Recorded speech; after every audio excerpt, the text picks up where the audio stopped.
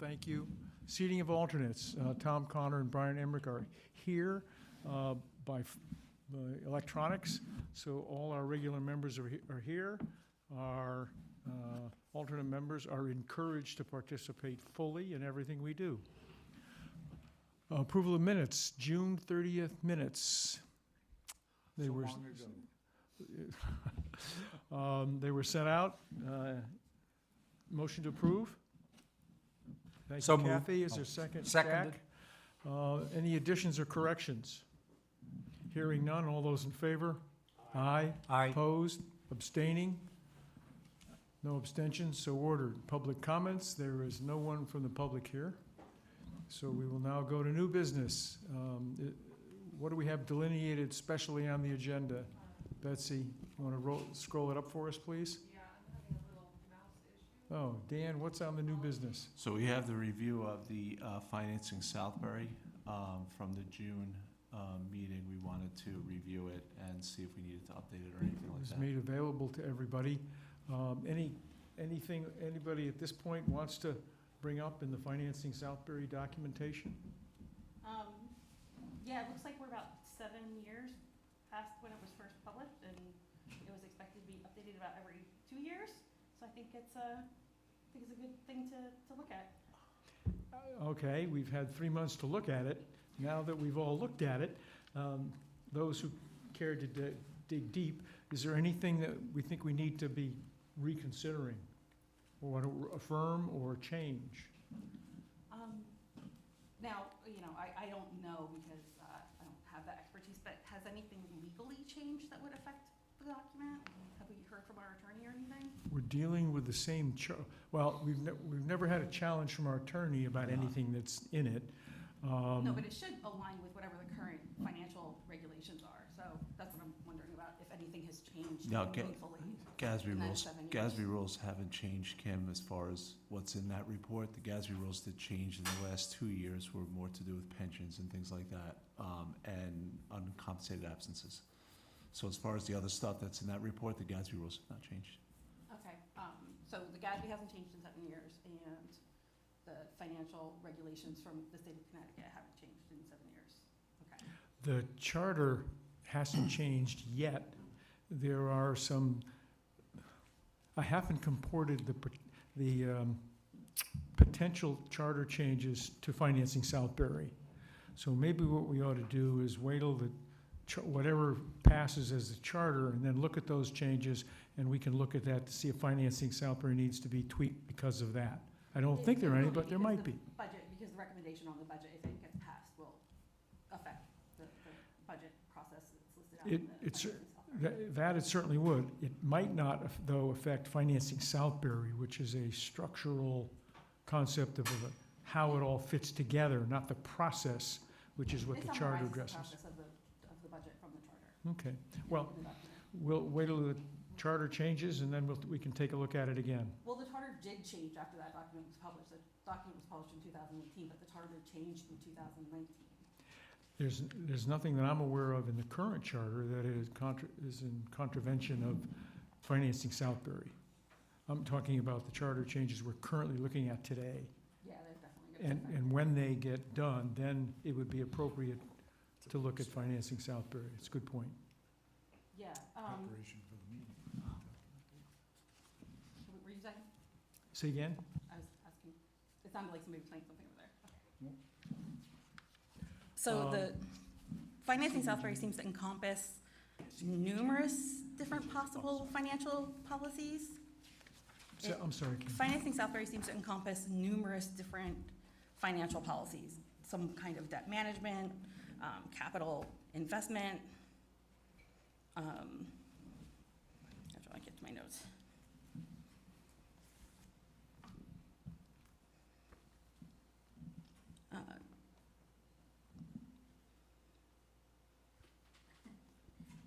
Well, Sorry, I'm slow. Kim, that's okay. Yeah, Kim. I think that's.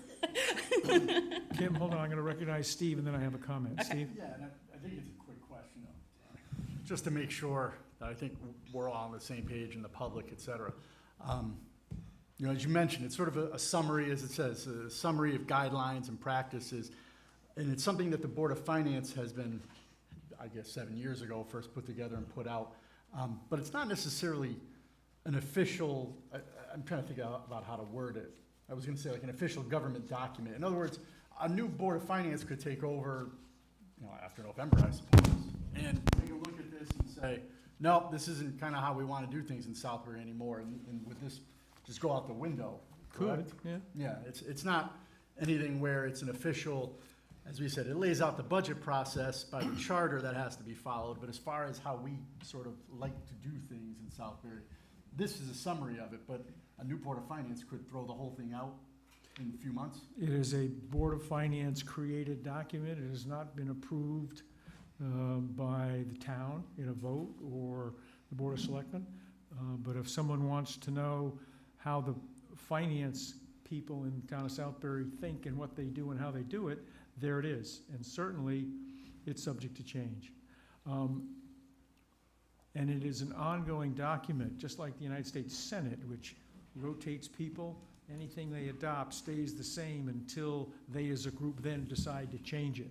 Not like the House where they gotta start fresh every 2 years. So this is an ongoing, living thing. But it is certainly subject to change, absolutely. Yeah, John, just to comment on that. I mean, this has been in place for many, many years. It was last reviewed like 7 years ago formally and so forth and so on. But when you look at this, I think you have to take into consideration what the effect of following these policies and these programs has been on the town, okay?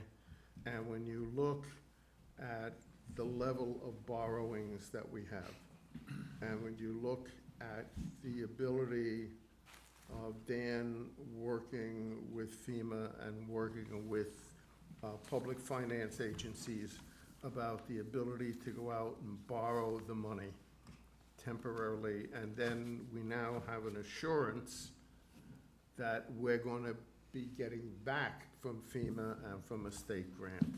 I mean, a document like this, to me, having been here for a long time, should not be judged by its specific wording, but should be judged by the effect of what the town has done by following these particular procedures, okay? So a couple of words here or there, yeah, but I think we have to look at the fact that, what has it done? What has happened with following this issue? And where does this town stand? And this is not the first one of these. I mean, let's go back, and I guess John has been on the board here, 718 years, something like that. And back at that time, he came up and said, okay, what we need to do is we need to be different. We need to self-fund. We need these reserves. We need to do it and to spread everything out. And, I think it's not just the wording and the specific wording in the document, but it's where has it left the town over a period of time by following that particular set of processes. Absolutely. I mean, a review is not a full-on rewrite of anything. It's just a review to make sure it's still serving us the way we want it to serve. And that it includes flexibility is important. We don't want any policies that are going to prevent us from doing what we know we need to be able to do. I mean, if a policy is preventing you from doing what you need to do, it's written badly. So I think that I think it's been 7 years, and I think it's an appropriate time to just go over it again. Okay. Having heard and all that, why don't we wait till December after the charter, whatever passes in the charter passes, and at that time, we can take it up again. So we'll table this till the December agenda, Dan, if it's okay with you? Yeah. All right. Next, we have First Selectman's report. Anything from the First Selectman? I don't have anything for Need to Jeff pay this attention to? morning, No? Yep. Okay. Finance Director, Gatsby. So I sent everyone the GASB report, which is our pension report, and that's done by our actuaries for our audit. And The numbers in there are pretty impressive. Where our pension plan right now is at 96% funding, I believe, and pretty much where we want to be. So, if anyone has any questions in that report, it's prepared by our actuaries after we give them all the data once we close the books in June. So there's nothing new in GASB that we need to pay attention to? No, GASB is, if anyone would like to come in, there's a book that GASB publishes, it's called the Blue Book, and everyone in my office, everyone that goes to, whichever one of my offices done, goes to Intermediate Government Accounting 1 and 2, they go over every section of the Blue Book. The GASB changes for the last 2 years. This year, I believe, was GASB 101, which had to do with compensated absences, and last year had to do with the way we report our pensions. So there hasn't been any significant changes to GASB in the last, 5 or 6 years. Okay, let's see, draft financial statements. I just Whoops, have a whoops. question. So last year we got a recommendation for how much to fund our pension by, and it was $1 million or Yep. so per year. Does this report, which was better than expected, change Well, that? In November, our actuary is going to come to the meeting, and they'll go over what their estimated funding should be. So I would anticipate, based on where the market was last year and where it is right now, we probably might see a slight decrease in the funding. Right, and our goal is still 85% for the pension liability, right? It has been. It has been. 85. If we're at 95, that'd be fine with me. We were Give us- actually a little bit higher, but we were at a 6.75 discount rate. Yeah. And 2 years ago, we opted to move the discount rate to 6.25, which is a very conservative discount rate. Right. It dropped from 93 to 85. If we went back to the, 6.75, we'd be 101% funded right now. So we like to keep a conservative rate as we beat the market usually, And- almost every year. Right, so we might revisit the idea of 85%, is what I'm hearing. Yeah. In December, we'll talk about the components of that, the 5-year smoothing, we've got a big year dropping off, et cetera. And we will talk about that in December, Thank you. okay? So if everyone had a chance to review the financial statements we've issued, we're waiting, our auditor had a baby, so he's out until next week. So we won't finalize the financials until next week, but we've issued, there's 0 adjusting journal entries, 0 management comments, and no issues whatsoever. Okay. Pool figures, do you have the So pool? pool figures I've got the pool figures from our Park and Rec director, and it looks like revenue for the pool this year was $42,961. Excuse me, Last did year- we skip over FEMA? FEMA, I think, is next, Kim, is it? In my agenda, FEMA was before. Okay, sorry, we could do Before FEMA. the pool. Okay. So FEMA, we are just about finished with our FEMA applications. We have one that we are trying to have FEMA convert. It's for the Bucks Hill Road culvert. We're trying, because we also received 50% funding for that culvert from the state. So we're trying to see if the federal government will, since it is what they like to call a completed project, that they might be able to fund us for that as well. So we're working on that. To date, we received about $3.1 million from FEMA. We received a payment last week, which was 75% of the library complete repair. And so Betsy and Blake did a great job with that. And, we got everything out. And full reimbursement should be about $3.5 million. Seems reimbursements are coming faster than we anticipated. They're coming faster now, yeah, because what happened was our FEMA team was changed. Now we're dealing with more of a regional team. So they were here for a number of months, and now we're dealing with more of the regional. Good news. It's good. How Reduces much, our borrowing. has everything that we're expecting to, Has everything that we're expecting to get reimbursed been submitted yet, or are there things that are still outstanding? Everything that we were gonna submit has been submitted, Kim. Okay. We're waiting on reimbursement for, I've signed the final for what we call Bucks Hill Final Completed Project, which is the road itself. I signed that today and submitted it to the state. We should get reimbursement for that next week. That was about $142,000. And then the Bucks Hill Road culvert we're still working on. We did submit, however, we didn't finalize it yet. We're gonna decide with working with FEMA and the state if it is a reimbursement, consider we're getting the 50% funding from the state on the bridge project, state and Right. local bridge project. And we can't submit anything for reimbursement until it's complete. Till it's, no, we can submit, Okay. as long as it's a small project, which Okay. means it's a project under $1,036,000. All right, but the library elevator is submitted. Library elevator is part of the whole library project as a Okay. whole, and we've been reimbursed for the 75% of that project. Okay. Now, the library elevator is interesting because we had a call last week with the company, we're looking at, end of March, early April before that project is finished. But that's a parts, That's a parts, we're Delay. waiting. Yeah, that's a parts delay, unfortunately. it doesn't have anything to do with FEMA.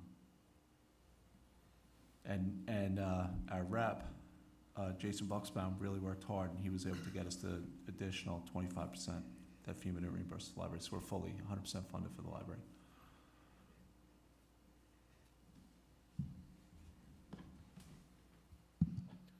Okay, So pool figures Pool. for this year, we trended ahead of last year as far as revenue.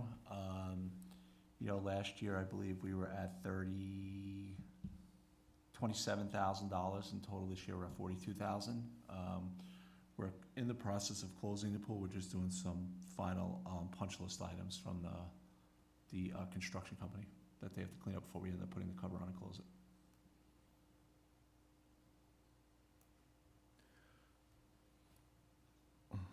okay. So since the campers use the pool, I've never seen any of the camper fees piled, pooled into this revenue. Wouldn't that We don't be break part of out, that? we don't break out the revenue for the campers. It's just that the camp gets invoiced and billed separately in our financial statements, so we don't break it out. So how many campers do we have that are using the pool daily? That's Or, good. during camp I season? can get back to you. I don't know, Kim. I'll have to get back to you on that one. I'll have to ask Park and Rec Director. But I know they did use it most days. Excellent. Okay, moving on. Review of financial statements. This is a consent agenda item. Are there anyone like to pull anything for specific review? Any general questions about anything in Dan's report? We're still early, so everything's on track. You will notice some lines seem a little off or over. It's only because we pay quarterly in the first quarter, so you'll see it'll be higher than insurance and things like that will be much higher. Yeah. I think when Dan has comments on each line item, if something is beyond the appropriate percentage. And one, it's a little early to find any deviations. And two, I think he's got good explanations so far. So there certainly don't seem to be any line items in jeopardy. No, there's nothing that As is of the end of is August? out of the ordinary. The IBM reimbursement, of course, threw off our refunds, but that we had that planned already in Yeah. unassigned fund balance, so. Okay, so we're John, now, just if I yes, may, a John? quick question for Dan. Dan, how do we stand with STIF versus rate-wise versus where the Fed is, where the FOMC has set the funds rate? Stiff right now is at, I believe, 4.12, John. Super. But I'll confirm that, but, they were talking about a rate cut, Okay. coming up, so we'll see where that goes, but we're still Yeah, at they 4.12. seem to have been consistently outperforming the funds rate over quite some period of time. Yeah, and I'm we sorry, hold are, on, I want to keep this in order. John, the item relative to the financial statements is what? When I talk about the Federal Open Market Committee Yeah. sets the federal funds rate, and that is the rate at which Going, banks trade daily money between themselves on the Fedwire.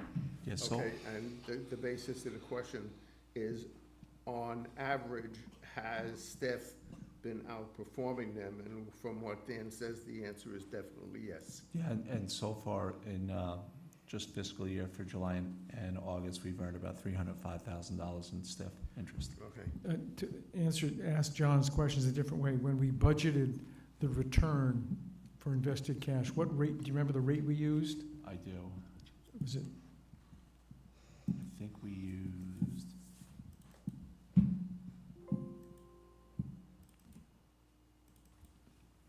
think it was somewhere around 3%.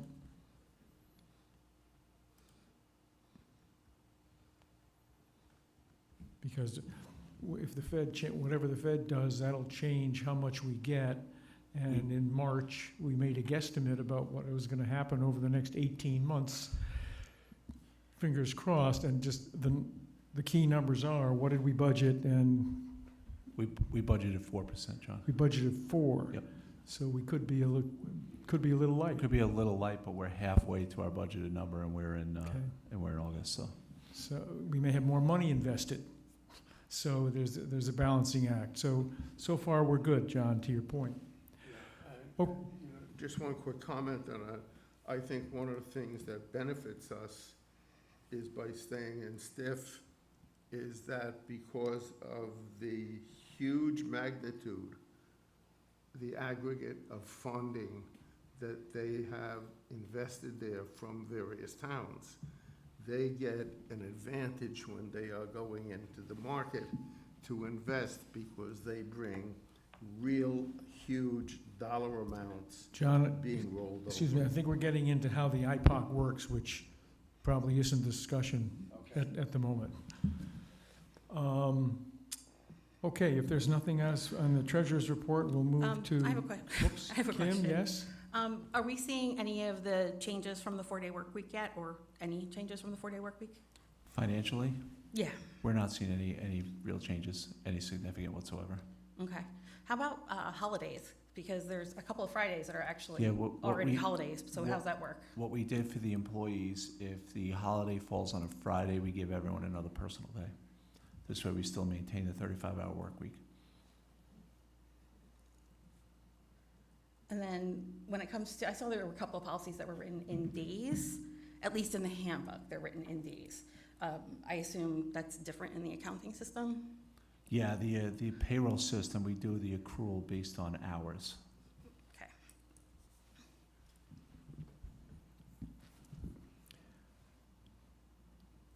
And we don't anticipate any changes in our stance with related to expenses or revenue related to the change in hours, right? Changing the hours, no, we don't anticipate anything. Actually, we're seeing our, like, for example, our permit fees have gone up.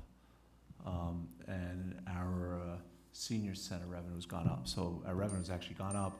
Do I think that has anything to do with the 4-day work week? No. I just think it's just, we are, the way the economy is right now, we're seeing more people doing more construction at home. Right. And senior centers, they're doing more programs, so they would be doing those whether we had a 4-day or a 5-day week. All right, sounds good, thank you. Moving on, transfers, the annual salary adjustment. This is the annual adjustment for salaries based upon the raises that were agreed upon with the first selectman. So that's the number there, and all the departments are behind where it would come from. We did have to do a couple of adjustments for, because minimum wage increases. So we had to do a couple of adjustments in some departments to bring the minimum wage up. So we did a compression for those departments like senior center and the library, and so you'll see they'll be a little bit higher, but that's why those are a little bit higher. So the minimum wage is a built-in increase, right, every year in the law, What right? Minimum wage, yeah, so in January, it's actually going up again. this Yeah, and year, it's tied so- to inflation, right? Did we not predict how much it was gonna go up enough? No, we did. What we did, though, there were people that were working, let's say minimum wage went from 16 to 16.50. People that were making 17, we had to adjust those up as well. So it's just the way we did the compression. Where we stop at that was probably when people hit 19.50, because that was where the compression would hit. So Okay. that was the adjustment on those lines. It had nothing to do with the, not estimating what the minimum wage would be. It's the people that were making, we're close to minimum wage, so how do we bump those up? So it's equitable. Okay, so it was just kind of in practice, it needed to be a little bit different than what we were anticipating, okay. Any other questions on the salary transfers? Chair will entertain a motion to approve the transfer as Motion to requested. approve. We have a motion. Is there a second? Thank you, Kathy. Further discussion? All those in favor? Aye. Opposed? Abstaining? So ordered. Cell tower. Nothing new in the cell tower. I had a call with a tower company today. I'm probably gonna have a follow-up with them next week, but I don't know if they're interested. They're more interested in buying out Tower Kettletown since there's things up on the tower, so, No one's interested in building a new tower or adding to it? adding to a tower, not right now. Okay. I'm not seeing any interest. If they had wanted to, that would be great, but Yeah. they don't, so okay. Moving on, Tom, IPOC, are you with us, sir, still? There's Brian. TC, Tom, are you there? Is he on mute? We'll wait till Tom gets back online. We'll move on to, let's see, Board of Education, Janet? Is your speaker Put on? your speaker on. Your microphone on? Close to your mouth, please. Thank you. Sure. So the Board of Ed has been reviewing policies and updating their manual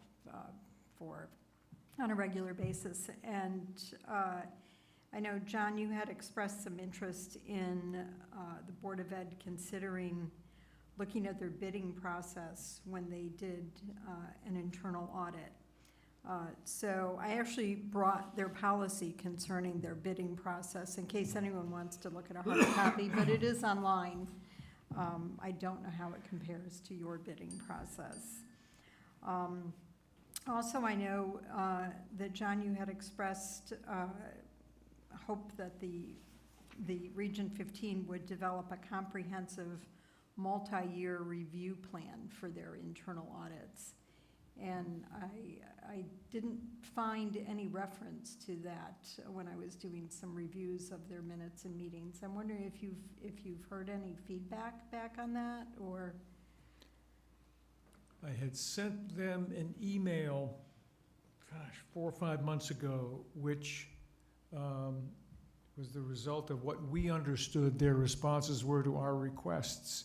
And the email, I'd have to get it to reread it, but we were satisfied with what they had done, and they confirmed verbally that yes, what we understood they have done, they have done.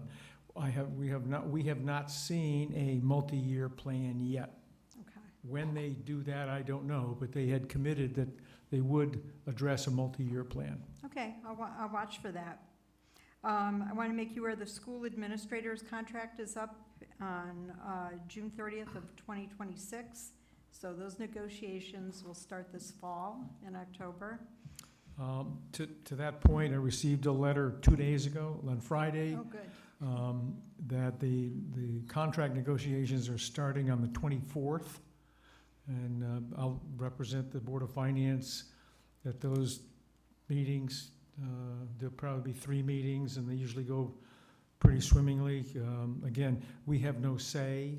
Our mission there is to observe and hopefully report back to the town that the school board is doing the right thing by the school board and the schools and the taxpayers. So I will be attending those meetings. The Board of Ed met on August 19th for a retreat. It was about a 4-hour retreat. They reviewed school performance, and the results are posted online. Generally, it looked like there were more losses than gains in terms of achievement scores. And there were 3 different types of reporting, types of testing that were done on various different levels of the school. I think the most discouraging one was that the SAT score in math went down by 13 points. And lastly, if there are ever any questions or topics that you're interested in having more information about, I know this is kind of a cold question, not prepared for it tonight, so I'll ask it again at the next meeting as well. But just let me know. Our oar in the water here is the economics, the finances, short and long term of the school budget, the school.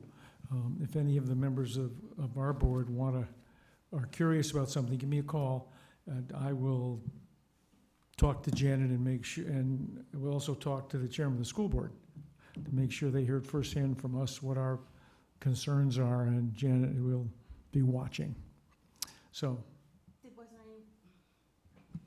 Was there any word on, now that they've done so many of the community meetings with, regarding the school, the PES and Gamefield?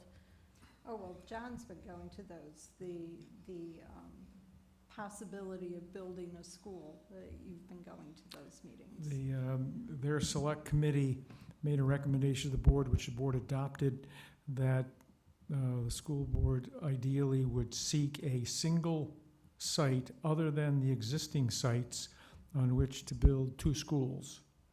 That's the concept. What they have done and how they're doing, I have no idea. There is going to be a meeting sometime the end of this month where the school board is going to address that. And our group has been invited to attend. So I have no idea where they are, what they're going to do. No idea. Got to talk to them about that. Thank you. So were they talking about 2 buildings on one location? Yes. Okay. Probably the most efficient way to get economies of scale for an infrastructure, but have the atmosphere for elementary schools. Hmm. You wouldn't want an elementary school with 2,000 kids in it. It doesn't work for So- education. So they're talking about 2 elementary schools on one, they're talking about closing Gamefield and PES? Okay. Yeah, Isn't the concept of the two schools, one that's like K through 2 and one that's 3 through 5? that I don't know. That was, With shared Cafeteria and common resources like cafeteria, gym, library, fields. et cetera, in the center. I think that was what was presented sometime last spring as the concept. I don't know whether that's changed or not. okay. My memory is, I'm getting old, I don't remember it quite that way, but that's okay. Yeah. That was certainly one of the options. And our committee, our group, all I can do is speak to what our group recommended. And our group recommended 2 schools, 1 site. And it's up to the board to figure out whether it would be a K2, then 3-5, or something else. Gainfield and Pomperaugh Yeah. merged. Right.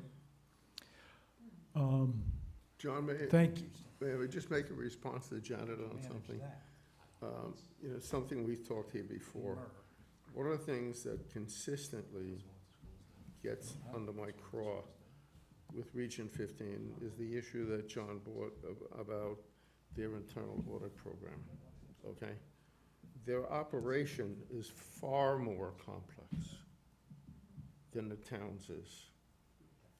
And they spend a fractional amount of what the town spends when we design a 5-year program to make sure over a period of time, every single major issue and department is looked at from an audit standpoint to make sure we have the proper internal controls. They fund and they pick and choose, and there is no John, comprehensive program. if I might, they have committed to doing a 5-year plan. They have? Yes, they haven't done it, but they've committed to do it. Yeah, but my problem is they've committed to do it and they haven't done anything about it.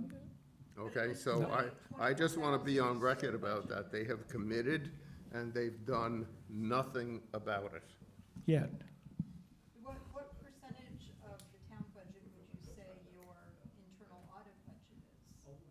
1%. Yeah, they're a little light in that regard. Well, the 1%, they're light on the 1%. It should be 75,000, not 20-some, but that's another story. They've got a underfunded pension. They've got a lot of things they have to deal with. Okay, thank you, Janet. Insurance Working Group, John, we've had nothing to pay attention to.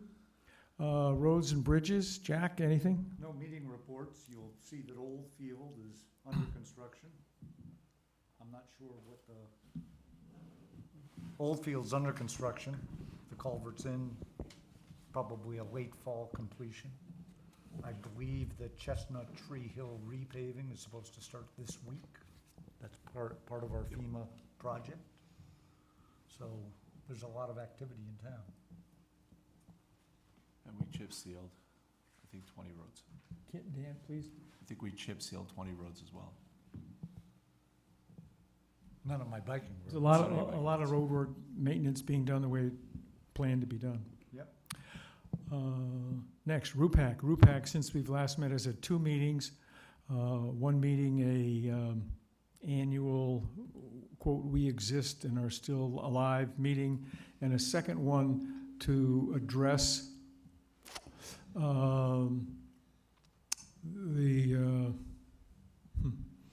to address how entities that want a donation from the town for open space, when and how they should present requests for support from the town. They did make a request that didn't make it through the chain for a variety of reasons. They have a clear understanding of what the first selectman and the chairman of the Board of Finance's feeling is about what they did and didn't do. And I was not at that meeting, and there'll undoubtedly be another. And they have been encouraged, if they need money, to talk to the town before they make decisions to buy a specific piece of land for a specific amount of money. The last time they did it, and then we determined that perhaps they might not have wanted to pay everything they paid. We had a difference of opinion about what was paid and whether or not the town should support that. So we wanted to make sure that the land trust folks, who usually lead these discussions, understood what the town's position was, so that they did not blow an opportunity to get some town money to support purchase of open space. So that's still a work in progress. Energy Task Force, Tom, are you with us? We can't hear you. Is Tom still there? He's still online. He's muted? He's not muted. I think, yes, he's talking, but we can't hear you. He could have a technical issue, I guess.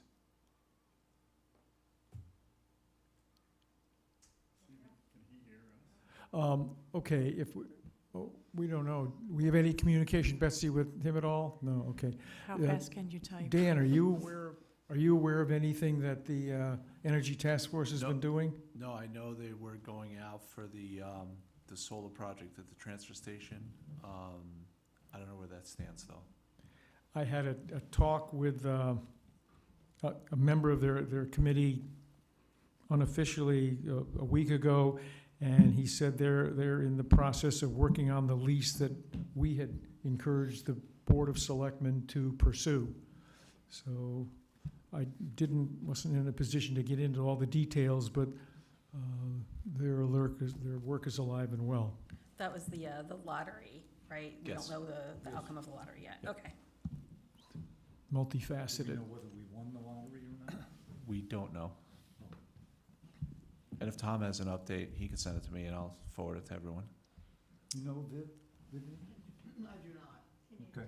You think I talked to my husband? Well, you know, once in a while. I would say they haven't done the lottery yet? Because I think we would have heard if we got it or not. It's- Gotten it. I thought it was back in May or June.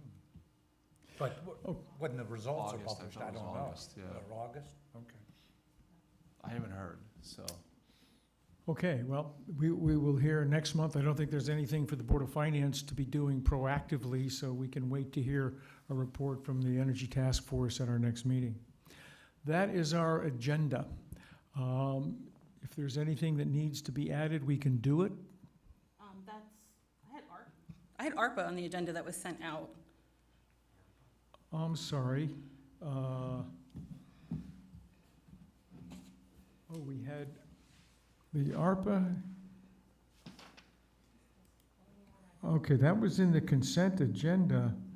ARPA was, Yeah, ARPA is just a report showing where the funds are right now, Kim, in the financials that I put together. Oh, So okay. it's It's all- roads, it's a roads report, bridges, ARPA, so it's all of our capital. Oh, I okay. just include all that in the financial statements. All right, I didn't realize it was kind of rolled up into that. But I do have a question about it, if that's all right. Yep. I have a question about revenue, too. With the ARPA, in the Parks and Rec meeting in August, someone had reported that they were told by Town Hall that ARPA has less money in it than we think, and that it was more like 50,000 to 75,000, not the 186,000. I have to, I don't know who would have said that because no one has asked me from the Park and Rec Commission about ARPA. Yeah. And that's just not factually correct. Yeah, Because what's in ARPA is 186,000 for the splash pad. and some There's like leftovers. 7 left over for exit 15, and I think there's like 3,500 left over for drainage. Yeah, that's what I remember seeing too. Yeah. Is there a reason to, like, should Parks and Rec be getting financial information, like, monthly for their meetings? If they don't, if they're, like, getting wrong information? We send out to every department head their financial report monthly. So if they want to present it, or if they need any information, they can always reach out to us. We'll provide whatever they need for their meeting. But we do Okay. send out to all of our department heads a monthly of their department financially where Okay, they're at. but not to the boards and commissions, boards and Not to the boards commissions? and commissions, we send it Okay. directly to the department heads. If a member of any board and commission would like information, they can always stop by our office or call me. We always have it, so whatever they need, we'll give it to them. Kim, I think one thing that we ought to be sensitive to is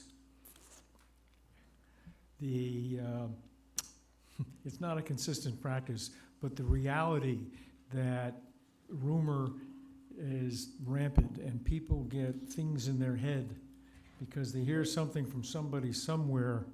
And I would caution any member of the Board of Finance to take anything you hear from anyone other than Dan, maybe, or myself, just Dan. Yeah. If you hear it from anyone other than Dan, take it with a grain of salt, and before you act on it or respond to it, make sure that you got the truth, the whole truth, and nothing but the truth.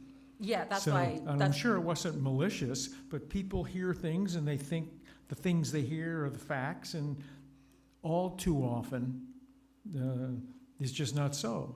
And I Yeah. would add the newspaper to that list of sources where you need to check with Dan to make sure all the facts are straight.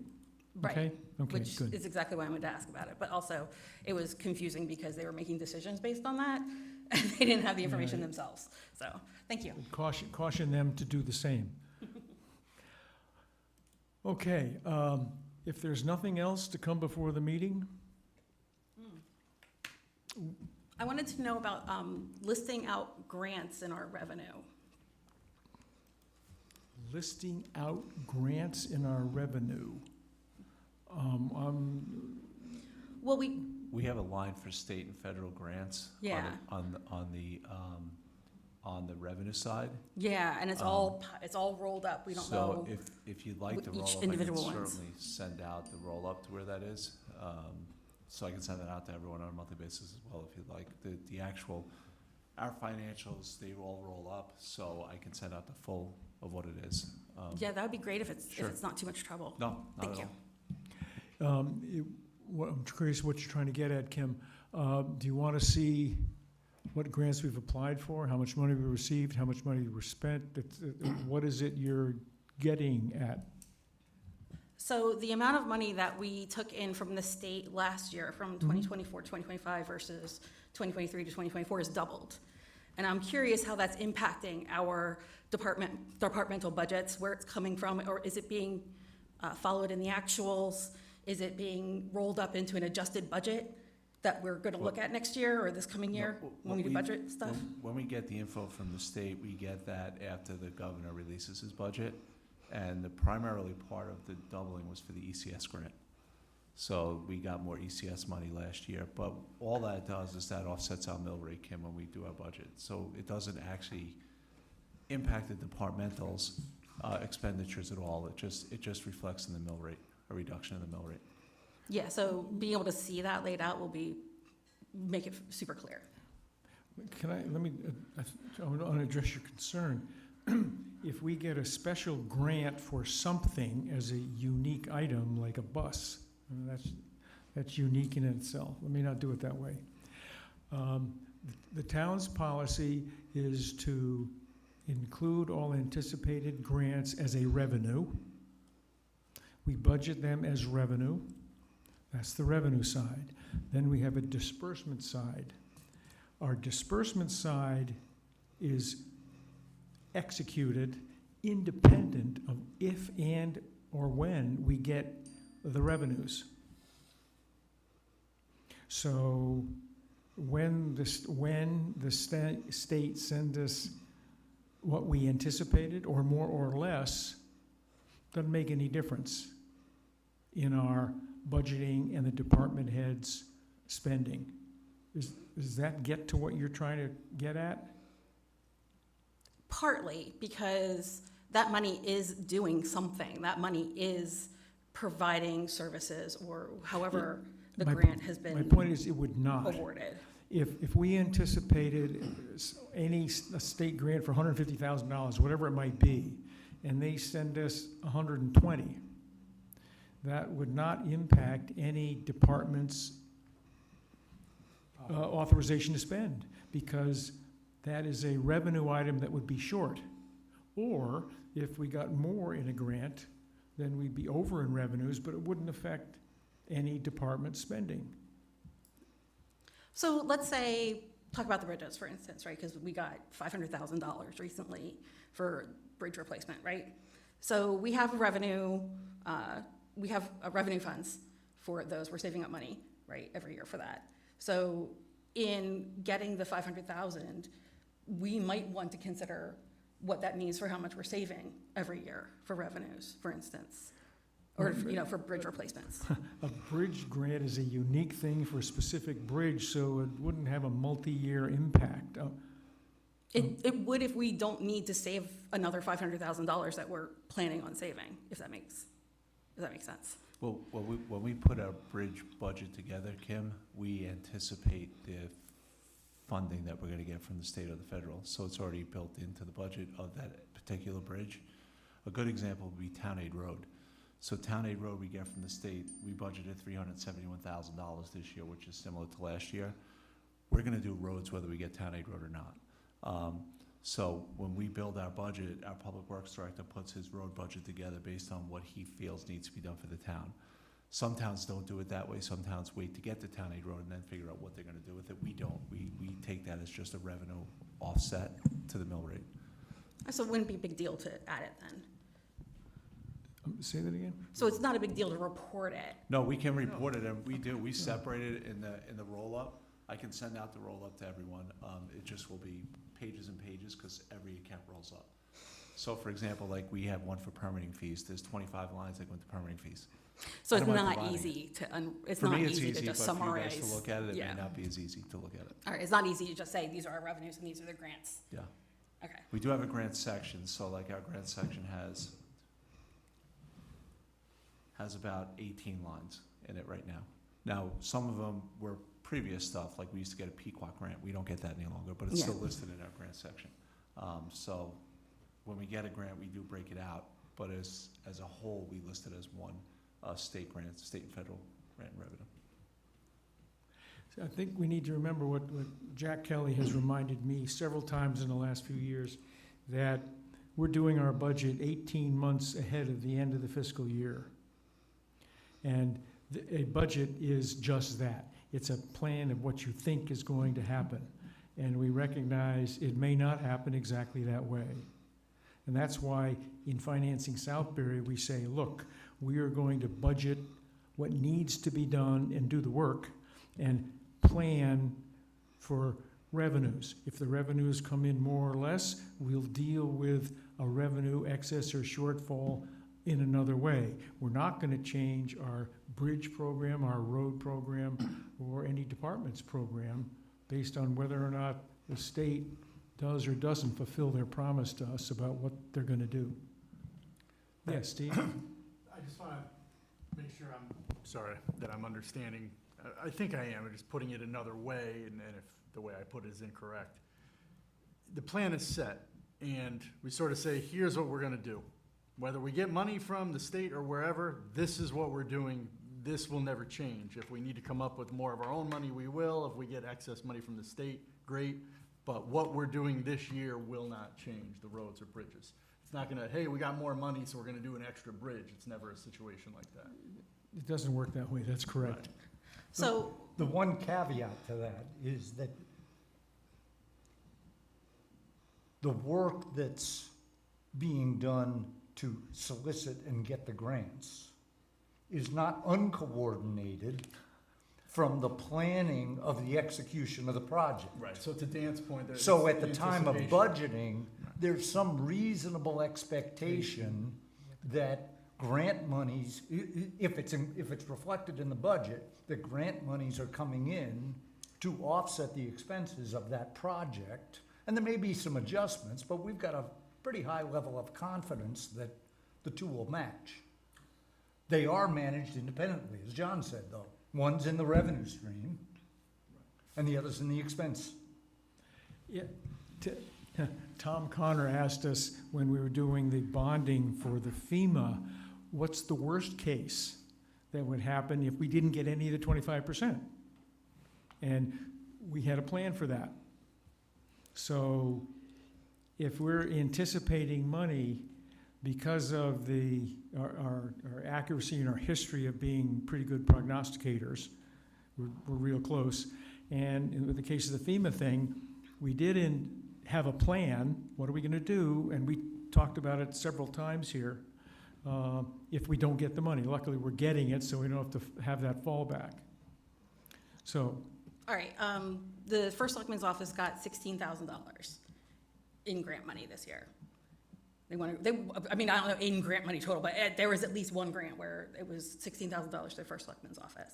So I'm curious where that, are we gonna see that expense that has been added to what the First Selectman can do, like the expenses that he can put forth in the budget at some point? That's what I'm asking, really, like something like grant that. is this? Do you know what grant that was, Kim? I could look it up, but it was announced in one of the First Selectman updates. There's no change in the expense budget during the budget year based on receipt of some money or not. The Right. budget is the budget. Right, okay. When our auditing firm comes in, they give me a list of, and they get it from the state and the federal government. Every penny we receive from the state and the federal government, we have to account for that money to an expenditure. Now, when we build our budget, no, we build our expenditure budget, and then we build a separate revenue budget. But we do have to account for it all when we do. 'Cause it's in our federal and state single audit, so they both have to, all that has to be accounted for. Okay, but that doesn't come in front of, like, the Board of Selectmen, the Board of Finance is not, that's not something that comes in front of the Board of Finance, like, we don't, Yeah, well, if it was a $16,000 we don't see grant, the that. Board of Finance, It's just money in, money out, doesn't come to us at all. the Board of Finance would have to approve the acceptance of the grant. So I'm curious to know what Well, grant it's that only was, because I don't know what it $16,000, was. so we don't have to accept that. I believe it's anything over 7,500 in the charter right now, Kim, isn't it? Isn't it anything over 7,500 in the charter right now? In the charter right now, anything above $10,000 to apply for the grant is supposed to come for approval before the Board of Selectmen and the Board of Finance. And That's not been happening for at least 2 years. When it comes to accepting grants, there's section 704, which says anything above $100,000. So currently, if it's not coming to us for approval, and it's not, And then it's not coming to us for application approval, and then it's not coming to us because it doesn't meet the $100,000 minimum, then we don't see it. I believe we brought, I could be wrong, but I believe we brought every grant before we accepted it to the Board of Finance. But it's for Finance. application, it's section 708 of and the we know charter for says any application- application of a grant And needs to we, be brought before the Board of Selectmen and the Board of Finance we're, if it's above $10,000. yeah, we're or aware of $10,000 that. We're over. aware of the handcuffing of that only because some of these grants have a time limit and to get in front of the board is almost impossible. But we do our So best that's to do why we're it. not following the charter for that. That's why we're gonna change it. That's So why we're gonna Board of Yeah, but Change we're the not charter. following the charter currently for that. I mean, we can change it, obviously, but right now, it's not being followed. I think there were some grants that because of that when we heard about them and when they had to be applied for, that the fiscal office and the board, first selectman applied for them, and I believe we were told about those when there were two, I think there were two of them, Yeah, when it happened. And they said, yes, we couldn't comply with the charter because if we wanted to get the money, we had to do something which isn't permitted, but we're telling you now we did it. And, okay, well, you want to give up the money or ask permission, ask permission or ask forgiveness because you had to do something. So, yes, and that's why the Board of Finance recommended that we change the charter so that we are in acceptance, not application. So yes, okay. If there's nothing else, Motion to adjourn. we stand adjourned. We stand adjourned. Thank you, everybody.